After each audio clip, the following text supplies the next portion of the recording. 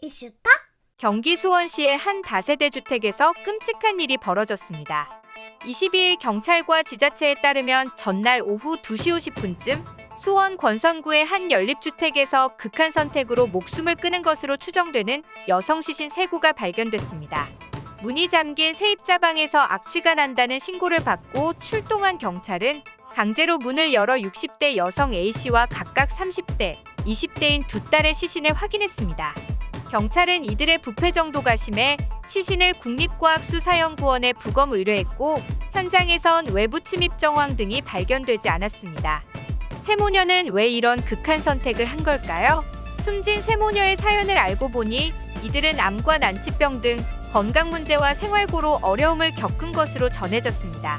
이들은 병원비 탓에 월세도 제때 못 낼 만큼 고된 생활을 했지만 어떤 이유에선지 기초생활수급을 신청하지 않는 등 세상과 철저히 단절한 채 살아온 것으로 파악됐습니다. A씨와 두 딸 모두 투병 생활을 이어왔음에도 대체 왜 아무런 지원을 받지 못한 걸까요? 더욱이 이해할 수 없는 사실은 A씨는 암 진단을 받아 치료 중이었고 두 딸 역시 희귀 난치병 등을 앓고 있어 일상생활이 어려웠는데 말이죠. 채무 또한 상당했던 것으로 보이는데요. A씨가 마지막으로 남긴 유서에는 지병과 빚으로 생활이 어려웠다 라는 내용이 적힌 것으로 전해졌는데요. 병원비 문제로 보증금 300만 원에 40여만 원인 월세도 제때 내지 못하는 경우도 덜어 있었습니다.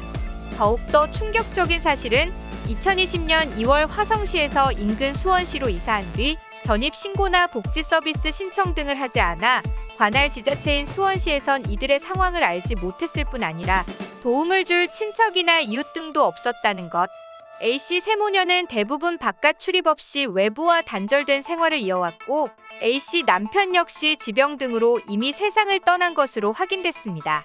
이들이 만약 자신들의 어려움을 알렸다면 상황에 따라 월 120여만 원의 긴급 생계지원비나 긴급 의료비 지원 혜택, 주거 지원 등의 도움을 받았을 가능성이 있습니다.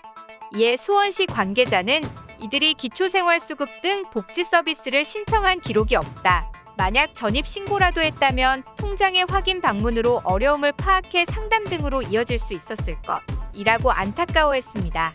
한편 경찰은 세 모녀의 시신에서 외상 등의 흔적이 없었다며 부검을 통해 정확한 사인과 사망 추정 시간 등을 밝힐 계획입니다. 외롭게 세상을 떠난 세 모녀의 안타까운 사연. 그들은 왜 그렇게 어려움에 허우적대면서도 아무런 도움을 요청하지 않은 건지 그저 의문스러울 뿐인데요.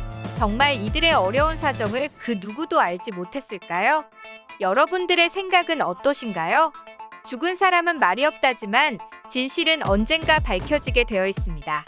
세모녀의 안타까운 죽음, 부디 그곳에선 평안하시길 삼가고인의 명복을 빕니다.